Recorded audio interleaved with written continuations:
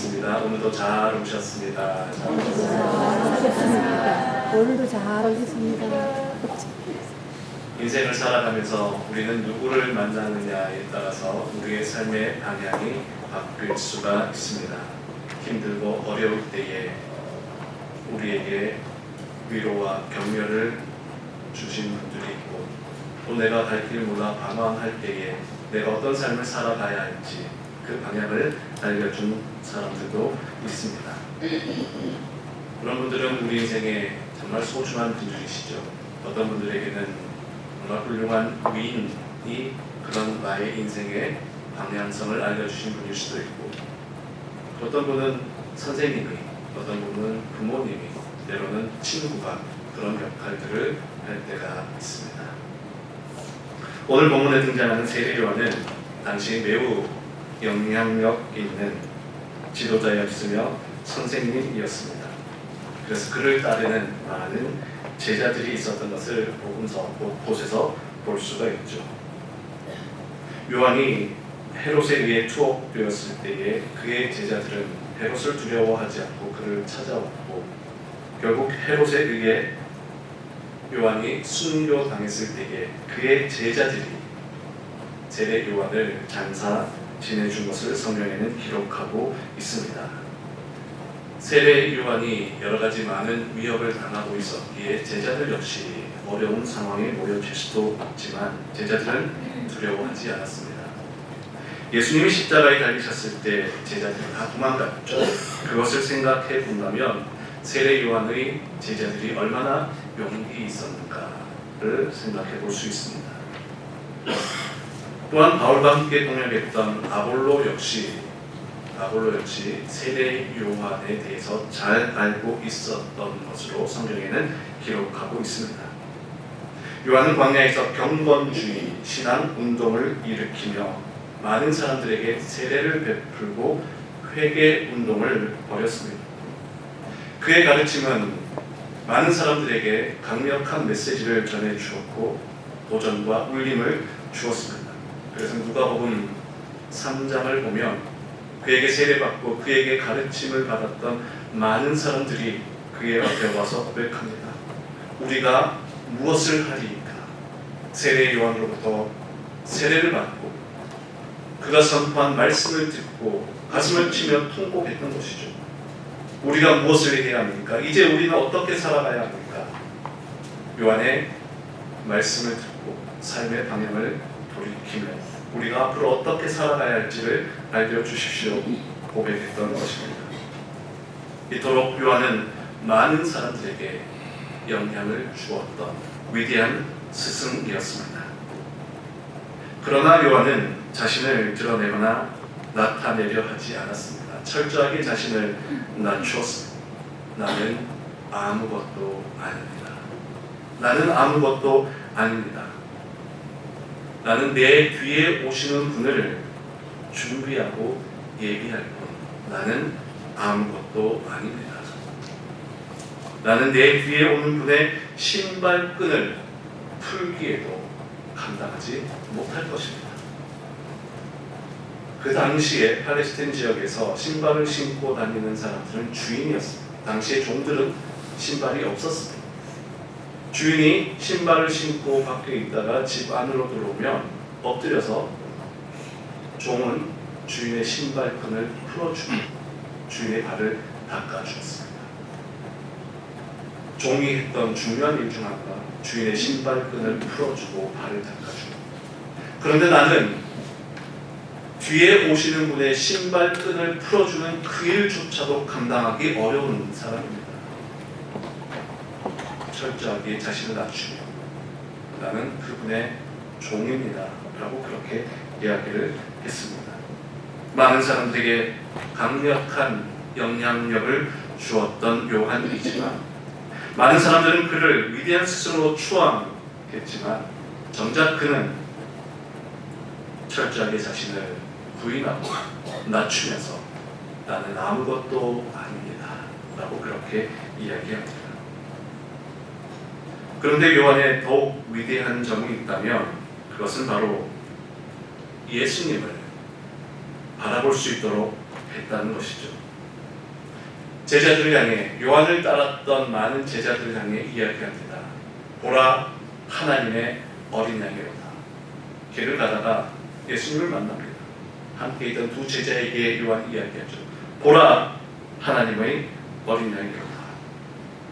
당시 요한 정도 되면 나를 주목하라, 나를 바라보라, 내 말을 귀 기울이라고 말할 수 있는 그 정도의 영향력 있는 사람이었습니다. 나를 주목하십시오. 내가 하는 말을 잘 들으십시오. 나를 바라보십시오. 그러나 요한은 보라, 하나님의 어린 양이로다.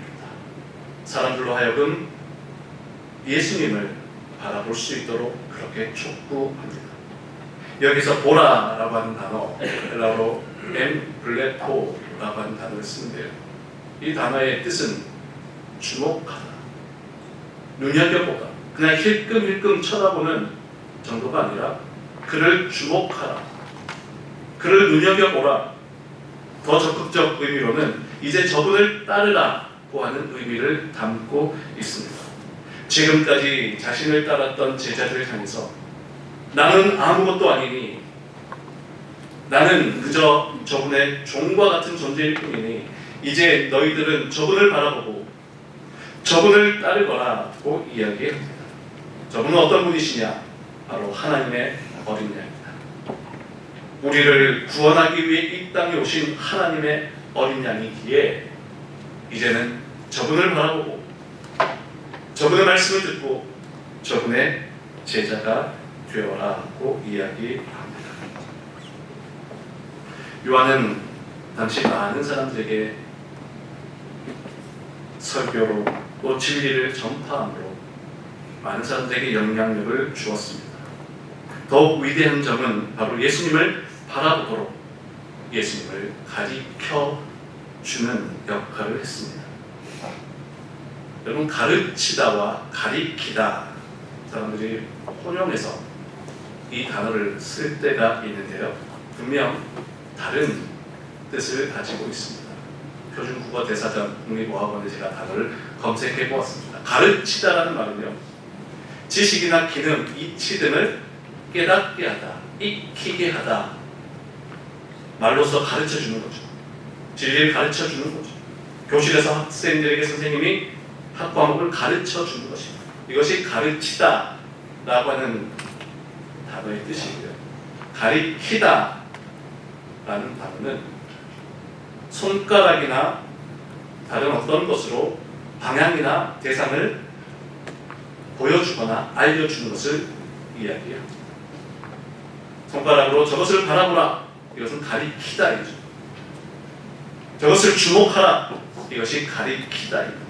가르치는 것은 지식과 정보를 알려주는 것, 그리고 말로써 그것을 알려주는 것이라면, 가리키다는 손가락이나 눈짓으로 또는 몸으로 그것을 향하게 하는 것, 그것이 가리키다입니다. 지금까지 요한은 복음을 가르쳐 왔습니다. 진리를 가르쳐 왔습니다. 그로 인해 많은 사람들에게 회개하게 하였고, 내가 어떻게 살아가야 합니까? 이제 우리가 어떻게 살아가야 합니까? 그것을 깨닫게 해 주었습니다. 그러다가 이제 예수님을 만납니다. 예수님을 만난 이후로는 저분을 보라고 말하며 예수님을 가리키게 됩니다. 가르치는 것은 말로 행하는 과정이고, 가리키는 것은 삶으로 행하는 과정입니다. 둘 다 중요합니다. 가르치는 것도 중요하고 가리키는 것도 중요합니다. 요한은 지금까지 복음을, 진리를 가르쳐 왔다면 이제는 예수님을 가리키는 그런 자리에 서 있습니다. 가리키기 위해서는요, 내가 먼저 그 방향성을 잡아야 합니다. 내가 어디에 무엇이 있는지를 먼저 알고 있어야 합니다. 그리고 내가 먼저 그 방향을 향해 걸어가야 합니다.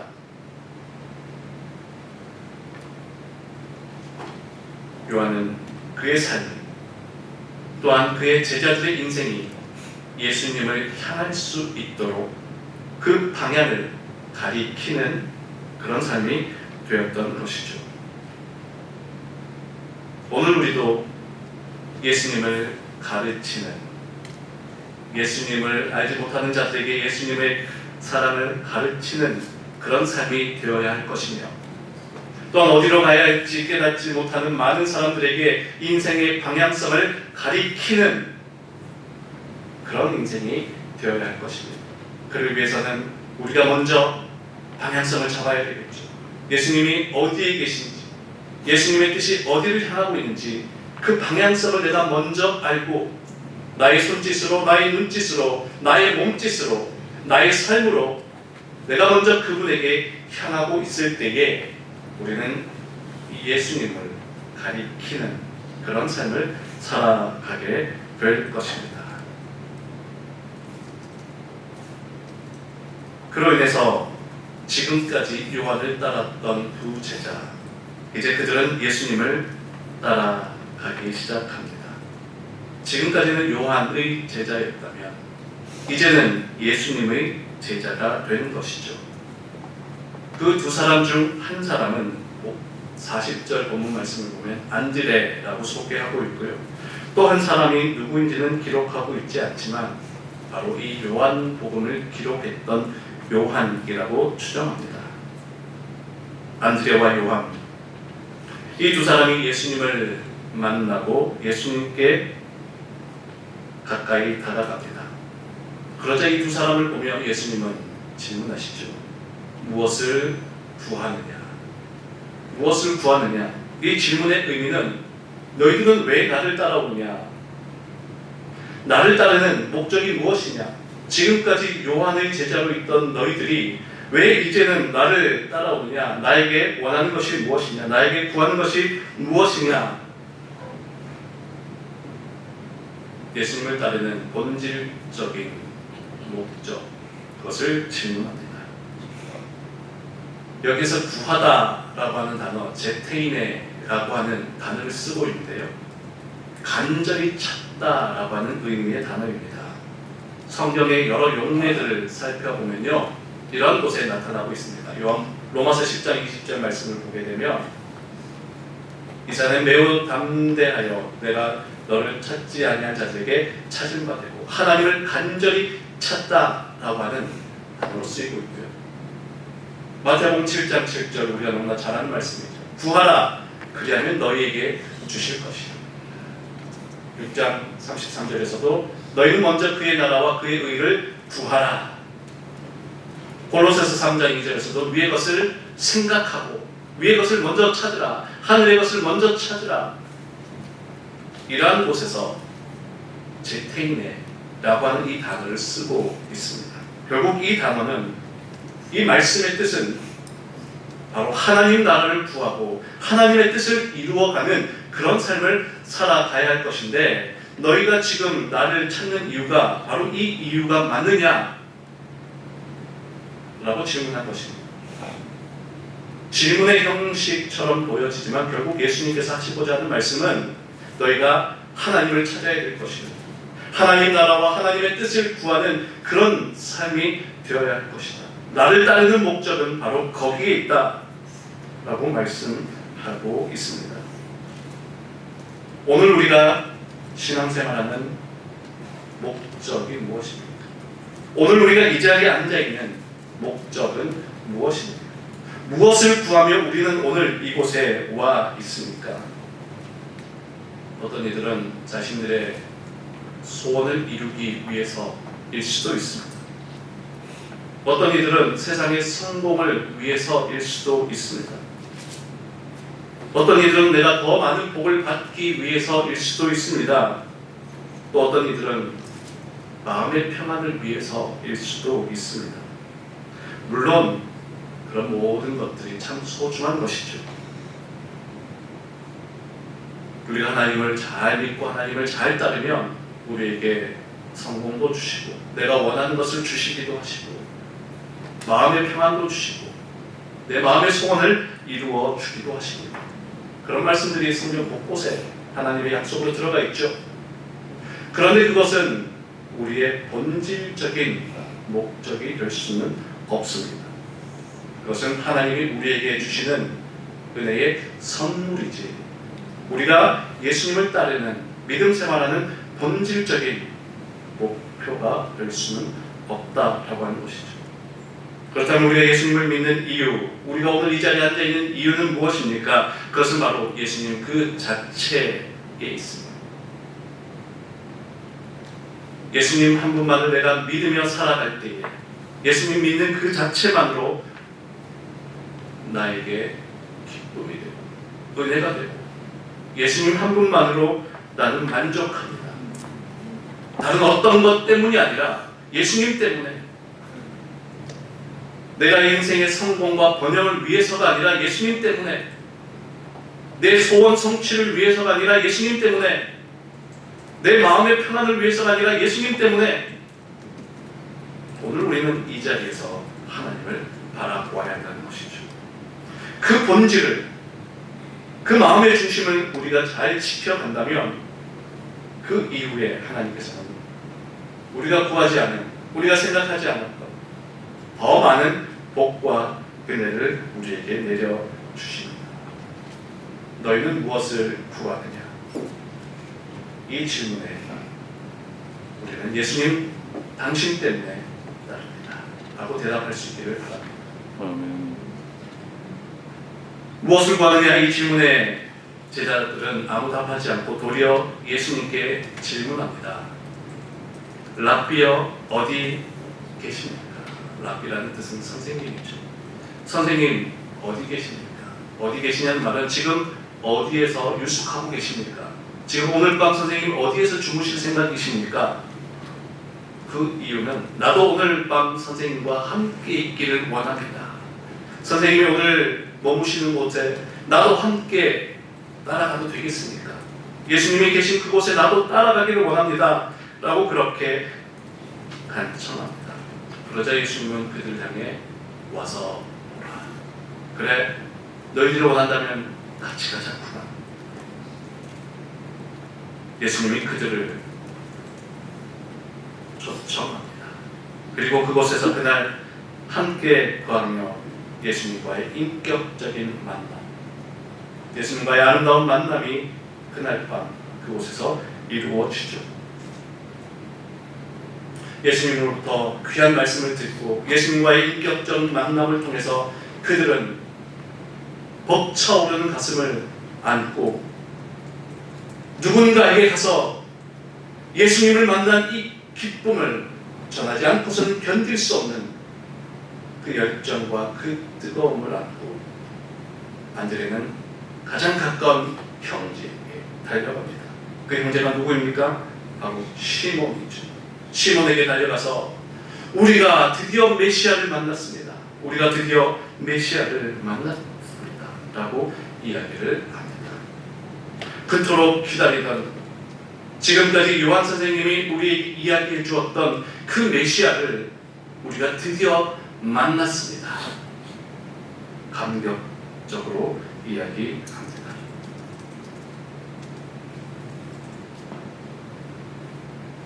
그리고 나서 안드레는 그의 형제 시몬을 데리고 예수님께로 함께 달려가죠. 내가 만났다라는 말로는 도저히 설명할 수 없다.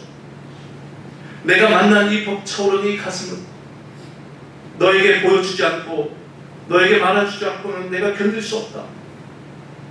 예수님의 그 사랑과 예수님의 그 은혜가 얼마나 귀하고 놀라운 것인지 너도 직접 가서 듣고 만나고 경험해 보아야 한다. 요한은 시몬을 이끌고 예수님께로 함께 달려갑니다. 예수님은 시몬을 보자 말씀하십니다. 네가 요한의 아들 시몬이니 장차 개바라 하리라. 여러분 여기에서 중요한 단어는 바로 장차라는 단어입니다. 장차는 미래지향적인 단어이죠. 시몬이라고 하는 이름의 뜻은 갈대입니다. 그리고 너의 이름은 게바라 하리라. 우리가 잘 아는 베드로의 아람식 이름, 아람 언어로 게바이고요. 이것을 헬라식으로 표현한 이름이 베드로입니다. 요한의 아들 시몬이니 예수님은 시몬이 어떤 사람인지, 누구의 아들인지 시몬의 과거를 잘 알고 있어요. 시몬은 지금 예수님을 처음 만났지만 이미 예수님은 이 시몬이 어떤 사람인지, 지금까지는 너는 갈대와 같은 인생이었구나, 바람에도 쉽게 흔들릴 수 있는 갈대와 같은 인생을 살아왔을지라도 이제 너는 장차 개바라 하리라. 너의 인생은 앞으로 굳건한 반석이 될 것이다. 지금까지의 모습은 흔들리는 갈대였습니다. 시몬, 너는 지금까지 갈대처럼 흔들리는 인생을 살아왔지만 예수님은 그 흔들리는 갈대 속에서, 갈대와 같은 그 시몬의 모습 속에서 굳건한 반석의 모습을 바라보셨던 것이죠. 너는 장차, 너는 앞으로 위대한 믿음의 반석이 될 것이고, 너의 그 믿음의 반석 위에 하나님 나라를 세워갈 것이다. 예수님은 시몬의 현재 모습 속에서 장차 이루어갈 하나님의 뜻과 하나님의 나라를 바라보셨던 것입니다. 오늘 이 자리에 있는 우리 모두가 바로 이 예수님의 마음을 가지고 우리의 자녀들을, 우리의 학생들을 바라볼 수 있어야 할 것입니다. 지금의 모습은 작고 연약할 수 있습니다. 지금의 모습은 흔들리는 갈대와 같을 수 있습니다. 그러나 우리가 예수님의 마음으로 우리의 자녀들을, 우리의 학생들을 바라본다면 이 흔들리는 갈대 속에서도 장차 이루어갈 하나님의 나라, 약하게 약한 갈대와 같은 모습 속에서도 장차 이들의 인생이 반석과 같은 굳건한 믿음의 사람으로 성장할 것을 우리는 바라볼 수 있어야 할 것입니다. 나의 모습도 갈대와 같을 수 있습니다.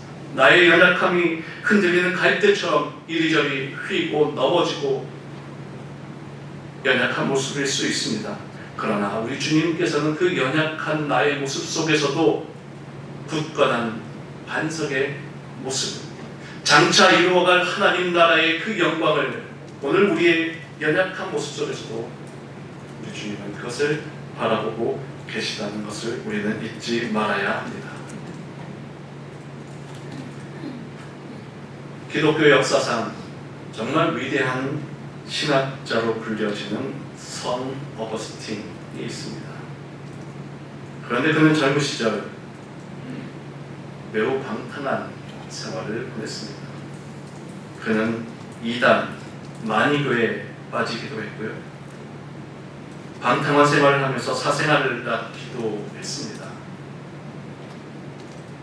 어머니는 그에게 성경을 가르치고 말씀을 가르쳐 주려 했지만 그는 회의주의에 빠졌습니다. 기독교가 어디 있냐? 예수님의 사랑이 어디 있느냐? 회의주의에 빠졌습니다. 기독교를 믿는 것 대신 그는 신플라톤주의에 심취해서 그 플라톤 사상을 통해서 진짜 진리를 발견하기 위해, 성경을 부인하기 위해, 성경을 부정하기 위해 그는 플라톤주의에 빠져서 깊이 플라톤 사상을 연구하기도 했습니다. 성경을 배척하기 위해, 성경이 잘못된 것을 주장하기 위해 플라톤주의로 그것을 반박하려 했던 것이죠. 그렇지만 그는 그 안에서도 진리를 발견할 수가 없어서 인생의 허무함과 공허함으로 그의 젊은 시절을 보내게 됩니다. 그러던 어느 날 밀라노의 감독 암브로시우스의 설교를 우연히 듣게 됩니다. 그 설교를 듣고 집에 돌아오는 길에 하늘로부터 한 음성이 들려옵니다. 톨레레게. 이 말의 뜻은 앞의 것을 읽으라, 다시 말하면 성경을 읽으라는 하나님의 음성을 듣게 됩니다. 그로 인해서 그는 로마서의 말씀을 읽게 되는데요. 로마서 13장 13절에서 14절 말씀, 이 부분을 읽게 됩니다. 방탕하지 말고 술 취하지 말고 악한 일에 너의 인생을 허비하지 말거라. 이 말씀을 읽고 그는 회개하기 시작합니다. 내가 지금까지 잘못 살고 있었구나.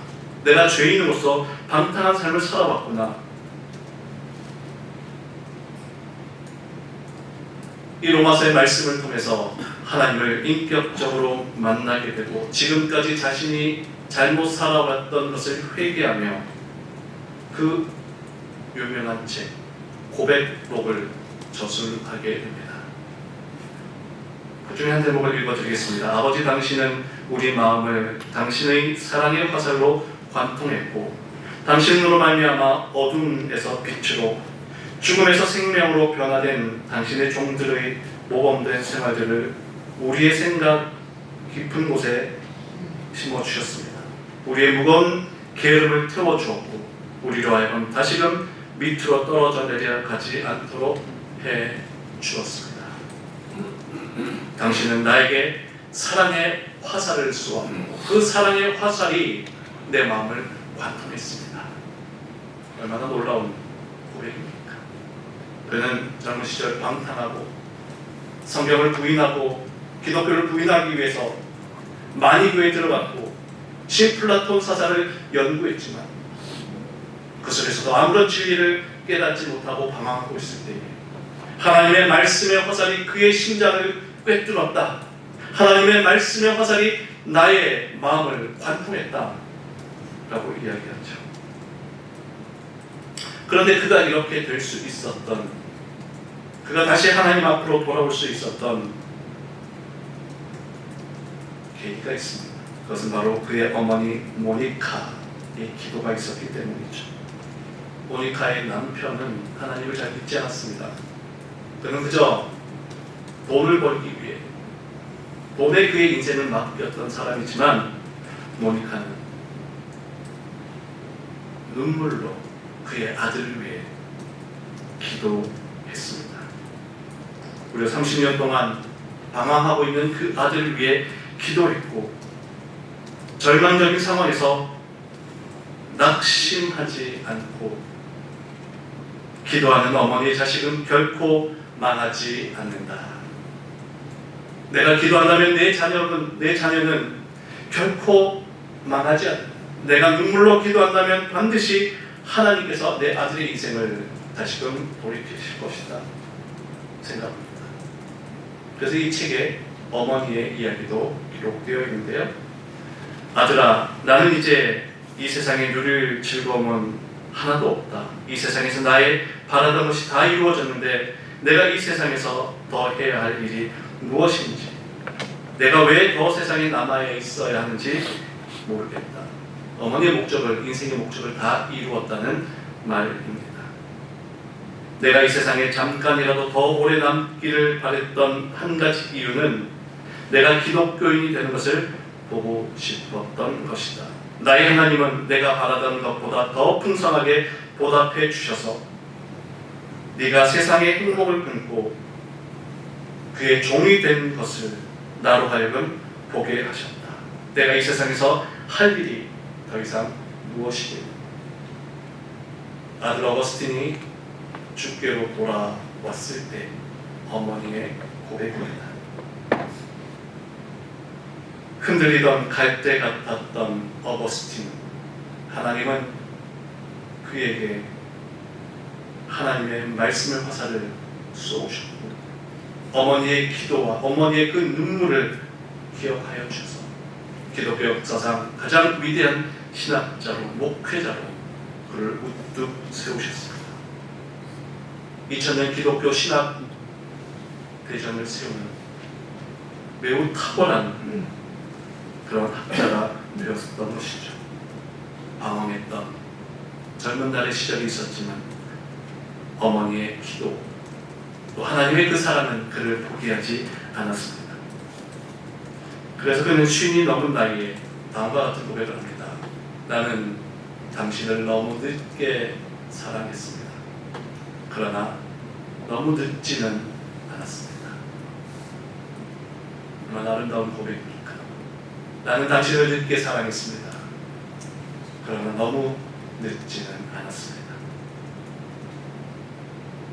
이렇게 어거스틴의 삶이 돌아올 수 있었던 것은 그를 위해 기도했고 그에게 복음을 가르쳐 주었고 예수님을 가르쳐 주었던 어머니가 있었기 때문이죠. 말씀을 정리합니다. 오늘 우리는 세례 요한처럼 낮아지는 삶을 살아가야 합니다. 또한 예수님을 가르쳐 주고 예수님을 가리키는 인생을 살아가야 합니다.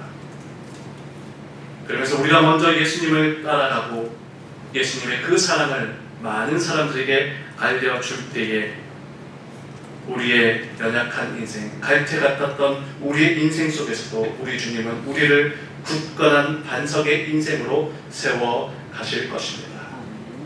오늘 우리가 예수님의 사랑을 먼저 경험하고 먼저 깨달은 우리, 이제 그 사랑과 그 은혜들을 많은 사람들에게, 우리의 자녀들과 우리의 학생들에게 가르쳐주고 가르쳐줌으로써 포기하지 않는 하나님의 그 사랑이 우리와 우리의 자녀들, 우리의 학생들에게 함께 흘러갈 수 있도록 여러분들 늘 주님 앞에 아름답게 사용받는, 쓰임받는 복된 인생이 되시기를 간절히 축원합니다. 아멘. 기도하겠습니다. 사랑의 하나님 감사합니다. 오늘 이렇게 주님 전에 나와 하나님을 예배할 수 있도록 인도하신 것을 감사합니다. 우리의 인생 흔들리는 갈대와 같을지라도 하나님께서는 우리의 믿음을 바라보시며 우리를 믿음의 반석으로 세우시는 그 은혜를 누리게 하여 주시고, 또한 우리로 하여금 예수님의 사랑을 먼저 가르쳐주고 또 예수님이 있는 그곳을 가르쳐주는 믿음의 삶을 살아갈 수 있도록 인도하여 주옵소서. 예수님 거룩하신 이름으로 기도드려옵나이다. 아멘. 찬송 459장 함께 부르시겠습니다.